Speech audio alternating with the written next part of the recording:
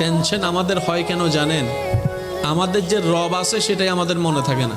এমন রব যিনি হ বললে হয়ে যায়, তো এমন একজন রব থাকার পরও যদি আমরা টেনশন করি তাহলে তো বাস্তবতার সাথে মিল খুঁজে পাই না। তখন উত্তর আসে কি জানেন? রব আছে সঠিক, কিন্তু আমরা রবের কাছে নাই। রব আমাদের কাছে, আমরা রব থেকে অনেক দূরে।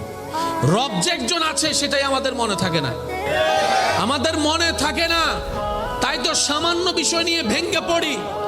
একজন রব আছে এমন আলিশান, এমন শানওয়ালা, এমন আজমতওয়ালা, এমন কুদরতওয়ালা একজন রব আছে, আমাদের মনে থাকে নাই বলে টেনশন আমাদেরকে আক্রমণ করে, দুশ্চিন্তা আমাদেরকে ভেঙে দেয়, রাতের ঘুম আমাদের হারাম হয়ে যায়।